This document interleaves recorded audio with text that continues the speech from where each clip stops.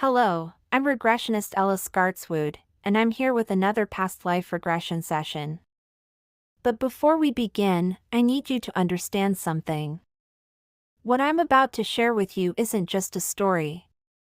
It's a journey into the deepest corridors of human consciousness, where the boundaries between life and death, between past and present, dissolve completely. The man sitting across from me that cold November afternoon in 2019 was shaking. Not from fear. Not from cold. But from something far more profound.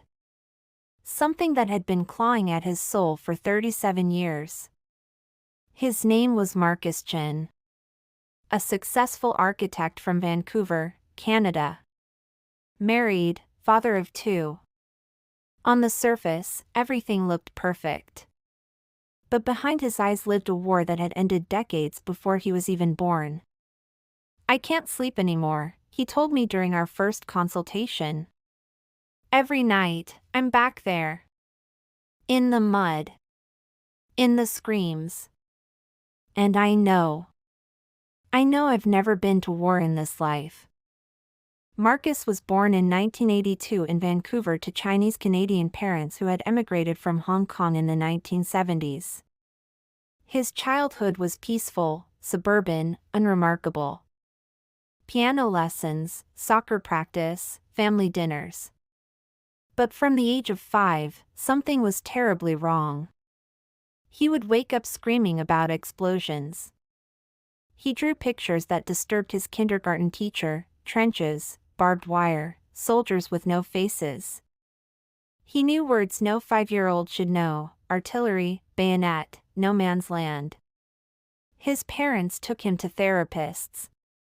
They thought perhaps he'd seen something traumatic on television. But Marcus insisted he hadn't. "I just remember it," he would say, tears streaming down his small face. "I remember dying there." The therapists diagnosed anxiety. They prescribed breathing exercises. They told his parents he would grow out of it. He didn't. As Marcus grew older, he learned to hide it. He buried the memories deep, built walls around them with logic and reason. He told himself they were just nightmares, nothing more. He focused on school, on building a career, on creating a normal life. But the memories never left. They waited. And in his 30s, they came roaring back with a vengeance. It started with smells. Walking past a construction site, the scent of wet earth and diesel would trigger something visceral. He'd have to stop, grip a wall, fight the urge to vomit. The smell of gunpowder from 4th of July fireworks would send him into panic attacks that lasted hours. Then came the dreams. Night after night, he was a young man in a uniform he didn't recognize, speaking a language he'd never learned, holding a rifle with hands that weren't his own. He was in a trench. The year felt like 1916, maybe 1917. The place was France, though Marcus had never been to Europe in his current life. And every single night, he died the same death. A shell. An explosion.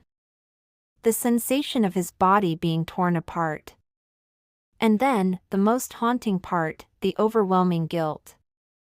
The feeling that he'd left someone behind. Someone who needed him. Someone who had waited for him to come home. "I have a daughter in this life," Marcus told me, his voice breaking. "She's 6 years old. And every time I look at her, I see her. Another little girl. With blonde hair and blue eyes. And I know I failed her. I promised I'd come back, and I didn't." His wife had begged him to seek help. The nightmares were destroying their marriage.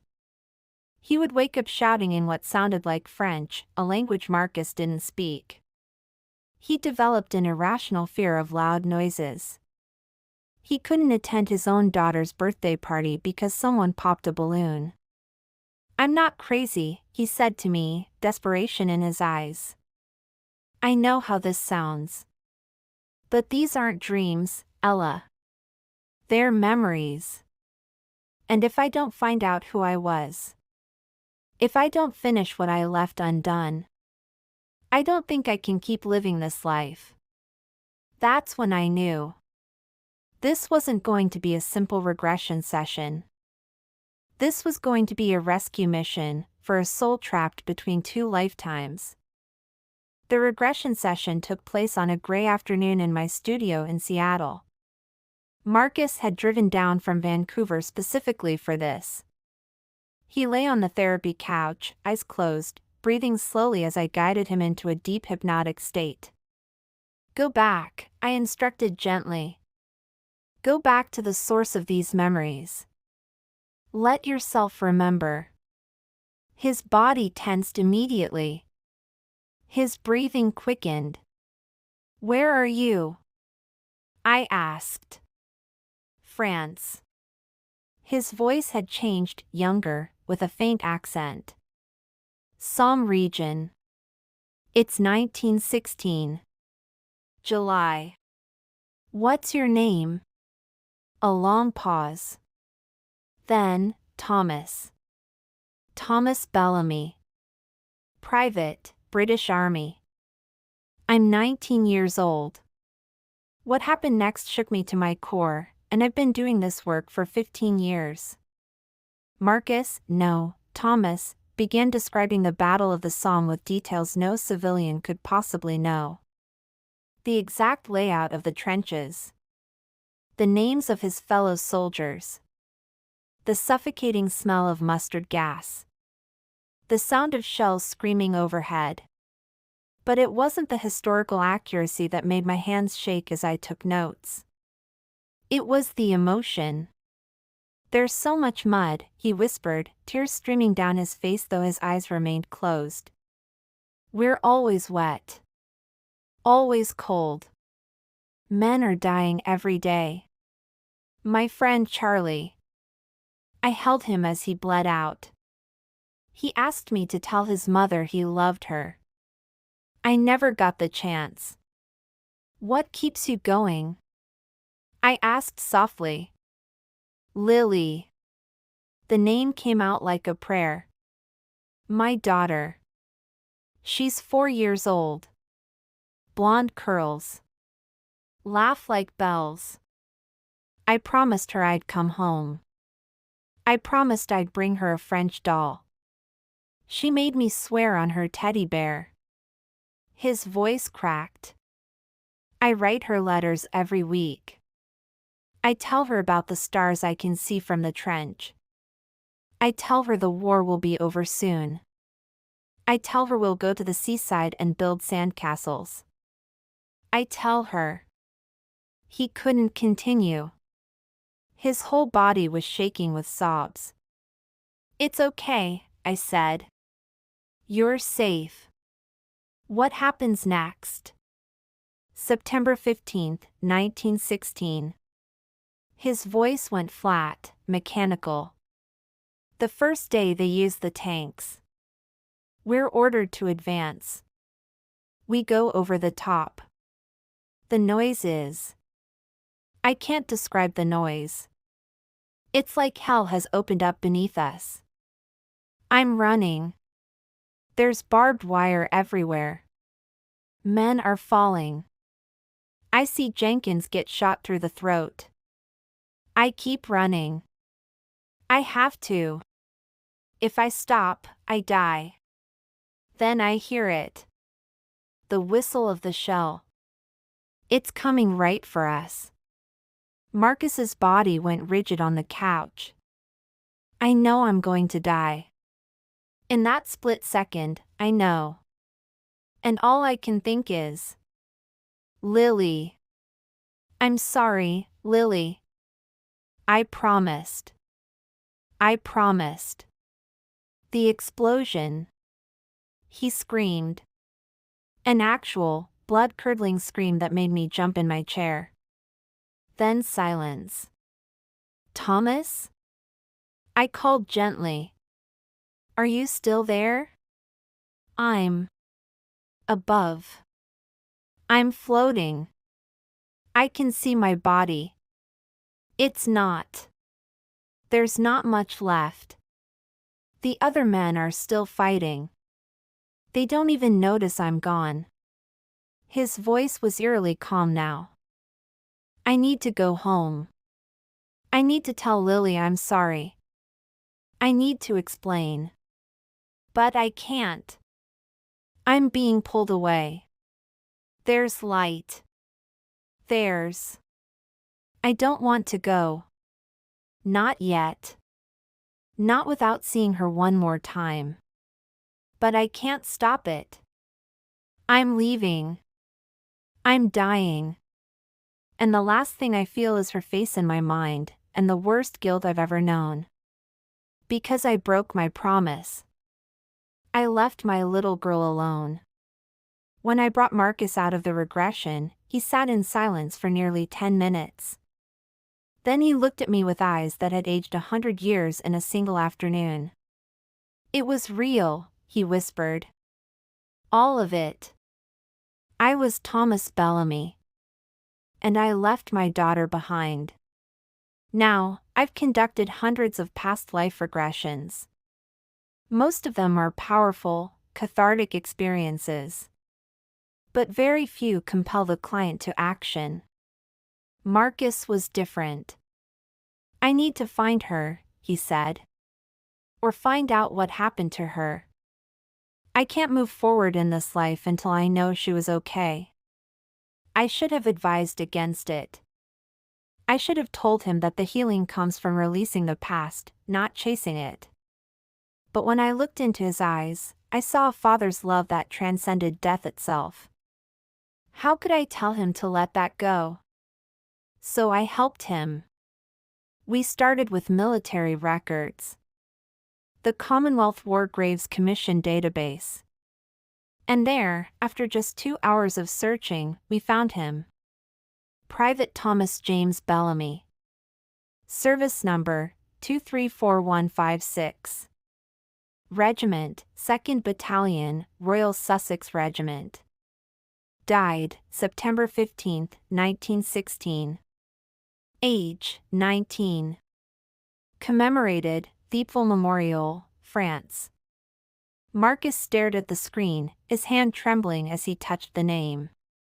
That's me, he breathed. That's really me. But finding Thomas was just the beginning. The real question remained, what happened to Lily? British birth and census records from that era are extensive, and with Thomas's full name and death date, we were able to trace back to his family. He had married young, at 18, to a woman named Grace Bellamy. They'd had one child. A daughter. Lillian Rose Bellamy. Born April 1912. Lily. The records showed that Grace had remarried in 1920, for years after Thomas's death. To a man named Robert Hutchins. Lily would have been 8 years old. But then the trail went cold. We couldn't find death records, immigration records, nothing. It was as if Lily had simply vanished from history. Marcus became obsessed. He took a leave of absence from work. He booked a flight to England. I have to know, he told his bewildered wife. I have to know if she lived a good life. If she was happy. If she forgave me. 3 weeks later, Marcus was standing in the archives of the East Sussex Record Office in Brighton, going through box after box of old documents. And then he found it. A local newspaper article from 1994. An obituary. Lillian Rose Hutchins, née Bellamy. 1912 to 1994. Beloved mother, grandmother, and great-grandmother. Passed peacefully in her sleep at age 82. She had lived. She had lived a long, full life. The obituary mentioned that she was survived by 3 children, 7 grandchildren, and 4 great-grandchildren. That she had been a schoolteacher for 40 years. that she loved gardening and classical music. And at the bottom, a detail that made Marcus's heart stop. Lily often spoke of her father, Thomas, who died in the Great War when she was just 4 years old. She kept his letters her entire life and read them to her children and grandchildren, ensuring his memory would never be forgotten. Marcus collapsed into a chair in that archive room and wept. She had remembered him. All those years. She had kept his letters. She had told his story. He hadn't been forgotten. Now, you might think this is where the story ends. A beautiful, bittersweet discovery. Healing through knowledge. But what happened next defies all logical explanation. Among Lily's surviving family listed in the obituary was her youngest daughter, Margaret Hutchins Porter, age 58, living in Brighton. Marcus, driven by something he couldn't name, found her address. He didn't call ahead. He couldn't. How do you explain this in a phone call? He simply showed up at her door on a rainy Tuesday morning in March 2020, just weeks before the world would shut down for the pandemic. An elderly woman answered. Silver hair, kind eyes, wearing a cardigan covered in cat hair. Can I help you? She asked in a gentle British accent. Marcus tried to speak. Nothing came out. He was staring at her face, and seeing echoes of the little girl from his memories. He finally managed. This is going to sound absolutely insane. But I believe.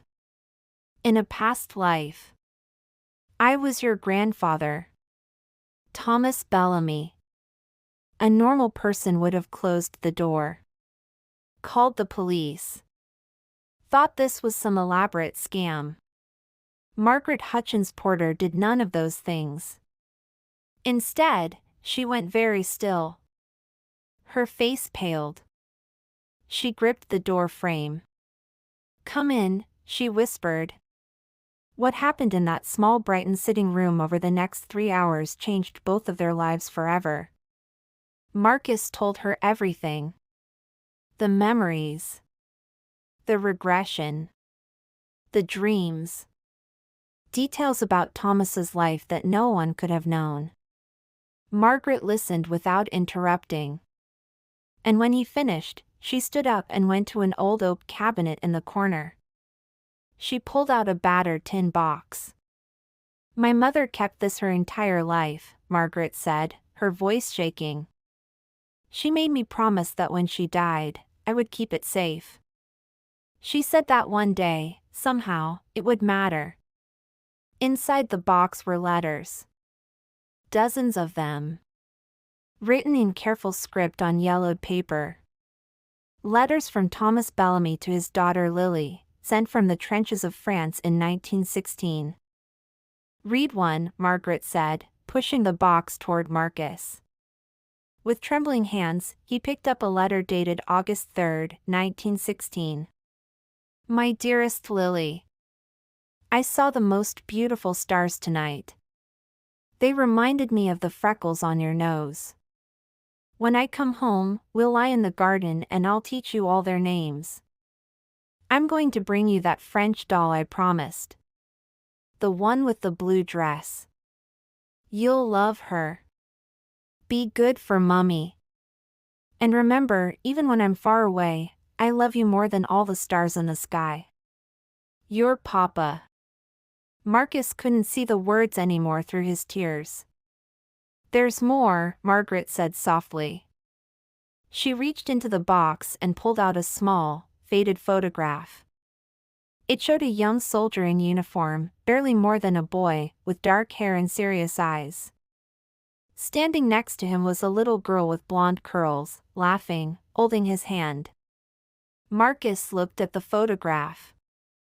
Then at his reflection in the mirror across the room. The eyes were the same. My mother used to say something, Margaret said quietly. She said she always felt like her father never really left. That his love was so strong, it couldn't be contained by death. She said she felt him around her, her whole life, like a warm presence. Especially when she was in trouble or afraid.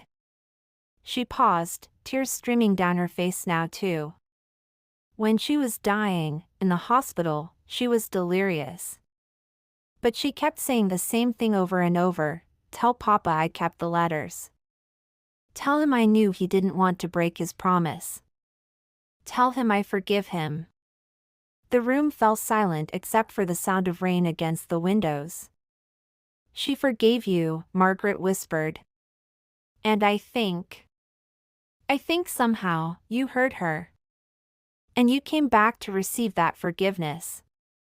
Marcus stayed in Brighton for a week. Margaret introduced him to Lily's other children, his grandchildren in that previous life. They welcomed him with a mixture of wonder and acceptance that defied rational explanation. They showed him Lily's photograph albums, her teaching certificates, her garden, which her family still maintained. And they told him stories about how Lily had lived a good life despite losing her father so young. How she'd married a kind man who helped her raise 3 beautiful children. How she dedicated herself to education, shaping hundreds of young minds over 4 decades. How she'd loved music and flowers and the seaside. How every September 15th, the anniversary of Thomas's death, she would light a candle and play classical music and tell her children about the brave young father who had loved her more than life itself. "She never met you in this life," Margaret told Marcus on his last day there. "But she loved you every single day of hers. And I think that love never died. I think it waited for you to come back, in whatever form, to finally hear what she wanted you to know. That you were the best father she could have asked for. That she understood. And that wherever souls go when we die, she'll be waiting to hold your hand again." Marcus returned to Vancouver a changed man. The nightmares stopped. The panic attacks ceased. The guilt that had haunted him across 2 lifetimes finally, mercifully, released its grip. But he didn't forget. He brought Lily's story back with him. He told his own 6-year-old daughter about her great-great-grandfather Thomas, and about the little girl who kept his memory alive. He showed her the copies of the letters Margaret had given him. And most importantly, he kept his promise. On his next trip to England in 2022, Marcus traveled to France. To the Thiepval Memorial, where Thomas Bellamy's name is carved among the 72,000 missing soldiers of the Somme. He brought flowers. And a small French doll with a blue dress. He placed them at the memorial wall, under Thomas's name. "I'm sorry it took me so long," he whispered. "But I kept my promise. I came back. And she was okay. She was more than okay. She was extraordinary. You would have been so proud." A tour guide later told him that in all her years working there, she'd never seen anyone leave a doll at the memorial. But she also said she'd never seen anyone stand at that wall and smile through their tears quite like that before. I sat with Marcus one final time 6 months ago, in the spring of 2024. 5 years after our first session. "Do you think it was real?" he asked me. "Or do you think I just wanted it to be real so badly that my mind created the whole thing?" I thought about that question for a long time before answering. "Does it matter?" I finally said. "Whether it was memory or metaphor, whether it was reincarnation or the universe's most beautiful coincidence. Does it change what you found?" "You were carrying grief," I continued. "Grief that had no name, no face, no explanation. And somehow, through this journey, you found its source. You found forgiveness. You found peace. And you helped a family connect with their history in a profound way. Maybe that's what past life regression really is," I said. "Not proof of reincarnation, but a bridge. A way for the soul to process wounds so deep that ordinary therapy can't reach them. A way for love to transcend time and death and find its way home. Marcus smiled. It was the first time I'd seen him smile without shadows behind his eyes. "I think you're right," he said. "I think some part of me was Thomas. Or some part of Thomas lives in me. Or we're all connected in ways we can't understand. But it doesn't matter which one is true. What matters is that a promise made 100 years ago, by a terrified boy in a trench who knew he was about to die, was finally kept. What matters is that a little girl who waited her whole life to hear that her father didn't abandon her, that he loved her, that he would have come home if he could, finally got that message. What matters is that love is stronger than death. And that no goodbye is truly final." He stood to leave, then turned back. "Thank you, Ella. For believing in me. For helping me find my way home." After he left, I sat in my office for a long time, thinking about all the souls who have sat in that chair over the years. All the stories. All the memories. All the lives lived and lost and somehow remembered. And I thought about you, whoever you are, listening to this right now. Maybe you've had dreams of places you've never been. Maybe you've felt an inexplicable connection to someone you just met. Maybe you carry fears or loves or sorrows that don't quite fit the life you're living now. Maybe you're Marcus. Or Thomas. Or Lily. Maybe we're all carrying pieces of stories that are bigger than this one lifetime. Stories that are waiting for us to remember, to understand, to complete. This is Ella Skartswood, regressionist, signing off. But before I go, I'll leave you with the last thing Marcus said to me. The people we love never really leave us. They're written into our souls. And if we're very lucky, if we're very brave, we get the chance to finish the stories we started together. Even if it takes 100 years. Even if it takes forever.